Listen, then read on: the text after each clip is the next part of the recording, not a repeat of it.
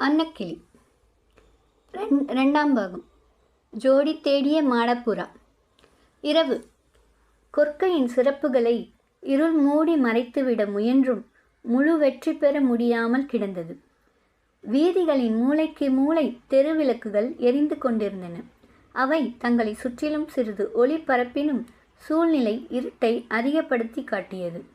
நேரம் அதிகமாகி வீதிகளில் ஜன நடமாட்டம் குறைந்தது. ஒளிக்கக்கும் பந்தங்களை ஏந்திய காவலாட்கள் மாத்திரம் அவ்வப்போது அங்கும் இங்கும் திரிந்து கொண்டிருந்தனர். பல வீடுகளில் அமைதியும் இருளும் கவிந்துவிட்ட போதிலும் சில பெரிய மாளிகைகளிலும் நிலையங்களிலும் ஒளி மிகையும் ஓமை கூச்சலும் கோலாகல நடம் பயின்றன. இன்பத்தை விலைக்கு விற்பவர்களும் விலை கொடுத்து பெற காத்திருந்தவர்களும் எழும்பிய கேளிக்கை கூச்சல்கள் சில பவனங்களிலே செல்வபோகத்தில் நீந்தி கழிக்கும் சீமான்களும் சீமாட்டிகளும் சிதறிய உல்லாச கூவல்கள் சில இல்லங்களிலே. அங்கெல்லாம் விண்ணகத்தின் நட்சத்திரங்களோடு போட்டியிடுவன போல் அலங்கார விளக்குகள் எரிந்து கொண்டுதான் இருந்தன. அம்மாளிகையிலும் விளக்குகள் கதிரொலி கக்கி மிளற தவறவில்லை. சர விளக்குகளும் குத்து விளக்குகளும் வெள்ளியில் உருவாகி நெய்யில் மிதந்த திரிகள் மூலம் பொன் சுடர் தாங்கி குளுமையான ஒளியை பரப்பிக்கொண்டு எழிலுற்று விளங்கின. மாடியின் விசாலமான அறையிலும் ஒளி நிறைந்து நின்றது. ஆனால் கண்களை கூச வைக்கும் அளவுக்கு அதிகமில்லை. குளுமை நிலவிய சூழல் அது. மனம் மிகுந்த இடமும் கூட. அழகு பெண்கள் உருவில் நின்றன சில விளக்குகள். நீந்தும் வெள்ளி மீன்கள் போல் தொங்கின சில. பறக்கும் அன்னம் போல அமைக்கப்பட்டு மஞ்சத்தின் அருகில் தொங்கிய விளக்குகள் மட்டும் தங்கத்தால் உருவாகி தகதகத்தது. அறையின் நடுவில் ஒரு பீட்டத்தில் மலர்ந்த தாமரை வடிவில் ஒரு பொற்பாத்திரம் இருந்தது. பொதிகை மலை சந்தனத்தில் பொடி செய்யப்பட்ட தூள் குவிக்கப்பட்டிருந்தது. அதில் அனல் இடப்பட்டிருந்ததால் அதிலிருந்து நறுமணம் புகையாய் கிளம்பி அறை முழுவதும் நிலைத்து நின்றது. தொங்கிய அன்ன ஊஞ்சலில் ஒயிலாக சாய்ந்திருந்தால் ஓர் அழகி. சுடரொளி வீசும் கூர்விழிகள் இப்போது மூடியும் மூடாமலும் சொக்கி நின்றன. அந்த முகத்தில் அழகை அதிகப்படுத்தும் ஒப்பனை சிரத்தையோடு செய்யப்பட்டிருந்ததாக விளக்கொளி வெளிச்சமிட்டு காட்டியது. பொற்சரிகையிட்ட வெண்துகில் முடி மறைத்தது அவள் உடல் அழகை. எனினும் விம்மி நின்றும் சரிந்து படிந்தும் பெண்மைக்கு வசீகரமும் வனப்பும் தந்த அங்கங்கள் அவளது மேனி வழப்பத்தை போர்த்த துகிலின் துணையோடு எடுப்பாக காட்டிக் கொண்டுதான் இருந்தன. நீண்டு அலைப்பாய்ந்து நெளி நெளியாய் புரண்ட கருங்கூந்தலை அவள் அள்ளி சொருகி முடிக்கவும் இல்லை. பாம்பு போல் சடையாக முறுக்கி கட்டி துவளவிடவும் இல்லை. நீராடி விட்டு உலர போட்டது போல நீளத் தொங்க விட்டிருந்தாள். குளற்கற்களில் சில கழுத்தின் இருபுறத்திலும் பிரிந்து தோள்களுக்கு அணியாய் புரண்டு கிடந்தன. பெரும்பகுதி பின்புறம் பறந்து படர்ந்திருந்தது. அடுக்கிய தலையணைகள் மீது உடலின் மேல் பகுதியை சாய்த்து ஊன்றிய ஒரு கையின் மீது தலையை தாழ்த்தி கால்களை ஒய்யாரமாக மடித்து ஒடுக்கி ஓய்ந்திருக்கும் மோகினி என கொழுவிருந்தாள் அவள். சேலையின் ஒரு பகுதி அழகு தோரணம் போல் தொங்கியது. ஊஞ்சலின் அசைவுக்கு ஏற்ப அது ஆடி அசைந்தது. அவள் தோற்றத்தின் அழகையும் இனிமையும் அதிகப்படுத்தி காட்டியது. அவளுக்கு வயது 28 ஆகிறது என்றாலும் அவளுக்கு 18 வயதுதான் என்று சொன்னால் யாரும் மறுக்க முடியாது. இளமை துளும்பும் கட்டழகு குமரியாகத்தான் காட்சியளித்தாள். அவள் காதுகளில் தொங்கிய அணிகளும் கழுத்தை அலங்கரித்த நன்முத்து மாலையும் கைகளில் புரண்ட ஆபரணங்களும் அவளது செல்வ நிலையை மட்டுமின்றி ரசனை உள்ளத்தையும் உணர்த்துவதனாய் திகழ்ந்தன. தமிழகத்து சிற்பி மலையாளத்து தங்கத்திலே ஆக்கிய கொள்ளிப்பாவை என மின்னினாள் அவள். கண்வீச்சினால் ஆடவர் நெஞ்சில் காம நஞ்சை விதைக்கும் சக்தி பெற்றிருந்த அக்கோமவல்லியின் பெயர் அமுதவல்லியாம்.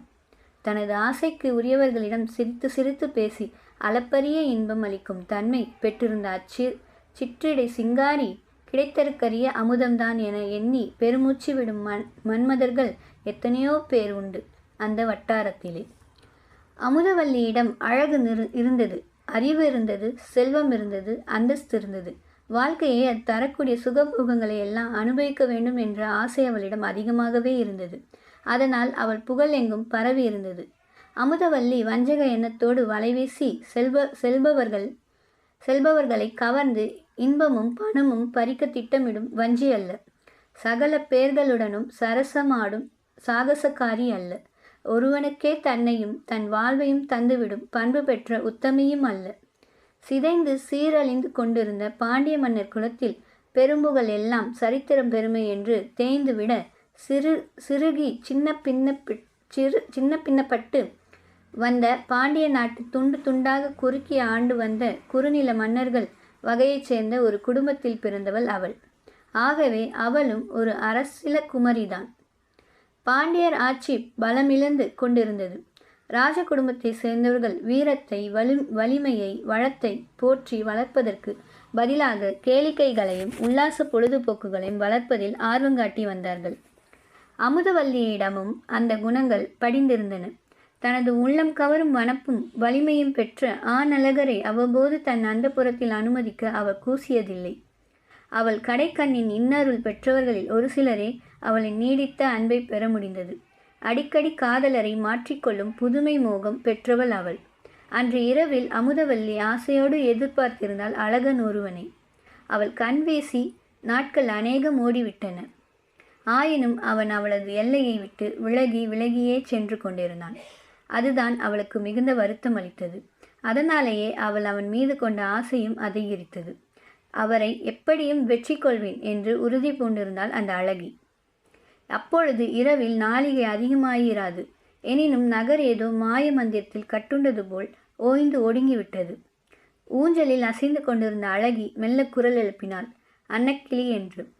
அம்மா என்று பதிலளித்தபடி வந்து நின்றாள் ஒரு யுவதி. அவள் தோற்றமும் உடையும் அலங்காரிக்கு முற்றிலும் நேர்மாறானவள் இவள் என்பதை பளிச்சென காட்டின. அன்னக்கிளி அப்பொழுதே பூத்த புதுமலர் போல் புனித தோற்றம் பெற்றிருந்தாள். அவள் பார்வையிலோ உடையிலோ பிறரை மயக்கடிக்கும் கவர்ச்சி இல்லை. எளிமையும் இனிமையும் காணப்பட்டன. அவள் அழகியின் உறவினலாகவோ ஆதரவில் வளரும் எளிய பெண்ணாகவோ இருக்கலாம் என்பதை அவளது பணிவும் ஒடுக்கமும் விளம்பரப்படுத்தின. இயற்கை எழிலும் இளமை சிறப்பும் அவளுக்கு நல்ல அணிகளாக அமைந்திருந்தன. அவள் முகம் ஒளி வீசும் எழிற்பூ. அவள் விழிகள் குறுகுறுக்கும் கருவண்டுகள். அவள் நெற்றி புதுநிலவின் வில் தோற்றம். அவள் உதடுகள் சாறு நிறைந்த கனிச்சுளைகள். அவள் கன்னங்கள் கண்ணாடி. அவள் பேசினால் கவிதை ஒலிக்கும். சிரித்தால் அருவியின் கலகலப்பு கேட்கும். திட்டங்களிடும் சூது மதியோ கள்ளம் பயிலும் உள்ளமோ பெற்றிராதவள் அவள். அதை அவள் விழிகள் கூறும். குழந்தை சிரிப்பு குமிழிடும் இதழ்கள் சொல்லும். தென்றலென ஓசையின்றி வந்த அன்னக்கிளி பெரியவளின் பேச்சை எதிர்நோக்கி நின்றாள். அந்த கடிதத்தை அவரிடம்தானே கொடுத்தாய் அன்னக்கிளி என்று அமுதவல்லி கேட்டாள். என்று தலையசைத்தாள் அன்னம். அப்போது இளமாறன் கூட, யார் யார் இருந்தார்கள்? ஒருவரும் இல்லை அம்மா. அவர் தனியாக தான் இருந்தார். அவர் தனியாக இருக்கும் வேலை பார்த்து அவர் கையிலே அதை கொடுக்க வேண்டும் என்று நீங்கள் சொல்லி அனுப்பியபடியே செய்தேன் அம்மா என்று இளையவள் தெரிவித்தாள். அவர் ஒன்றுமே சொல்லவில்லையாக்கும். இல்லை அம்மா, அவர் ஏதாவது சொல்லுவார் என்று எதிர்பார்த்து நான் நின்று கொண்டிருந்தேன். ஏன் நிற்கிறாய்? நீ போகலாமே என்று அவர் என்னை அனுப்பிவிட்டார். இதே பதிலை அன்னக்கிளி பெரியவளிடம் இதற்கு முன்பே 2-3 முறை சொல்லிவிட்டாள். ஆயினும் அழுத்து கொள்ளாமல் சிடுசிடுக்காமல் முகம் சினுங்காமல் சொன்னதையே சொல்ல வேண்டிய அவசியம் அவளுக்கு ஏற்படுவது புதிய நிகழ்ச்சி அல்ல. பொறுமையின் அணி அவள். மேலும் அவ்விதம் பணிந்து செயல் புரிய வேண்டிய நிலையில் இருந்தாள் அவள். ஒரு பக்கமாக சாய்ந்து கிடந்த அமுதவல்லி தனது ஒய்யார இருக்கையை மாற்றிக்கொண்டு திரும்பி மல்லாந்து சரிந்தாள். அவள் கண்கள் மாடி முகட்டில் பதிந்து விட்டன. நீண்ட பெருமூச்சு உயிர்த்தாள் அவள். அன்னக்கிளி அங்கு நின்றதையே அவள் மறந்து விட்டாள் என்று தோன்றியது. ஆனால் அவள் பண்பை அறிந்திருந்த அன்னம் அங்கிருந்து நகரவில்லை. பதுமை என காத்து நின்றாள். சில கணங்கள் ஊர்ந்தன. அமுதவல்லி வாய்த்திருந்தாள். சரி, விளக்குகளையெல்லாம் அணைத்துவிடு. இந்த பொன் விளக்கு மட்டும் எரியட்டும். மற்றவற்றை நிறுத்திவிடலாம் என்றாள். அன்னக்கிளி சிங்காரியின் விருப்பத்தை நிறைவேற்றினாள். அழகு மயிலென அசைந்தும் துவலும் கொடியென குனிந்தும் விளக்குகள் தோறும் சென்று ஒளிக்கதிர் அறுவடை செய்தாள்.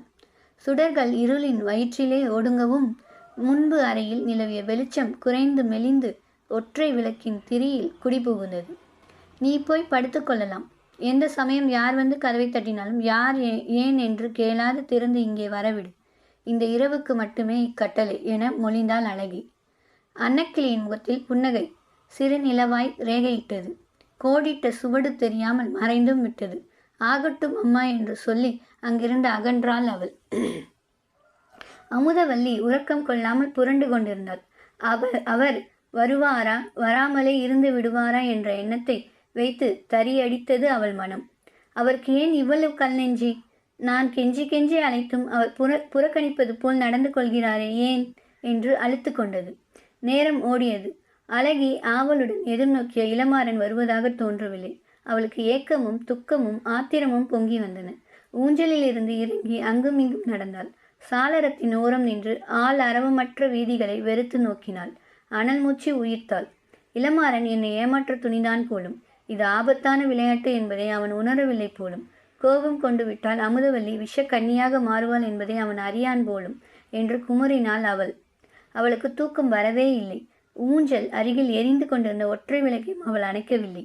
இன்று தங்களை அவசியம் எதிர்பார்த்து காத்திருப்பேன். கண் உறங்கேன். விழித்திறந்து வழி நோக்கி காத்திருக்கும் எனக்கு துணையாக ஒரு விளக்கும் ஒளி சிமிட்டி நிற்கும் என்று அவள் எழுதியிருந்தாள். அன்னக்கிளி எடுத்து சென்ற செய்தியின் சுருக்கம் இதுதான்.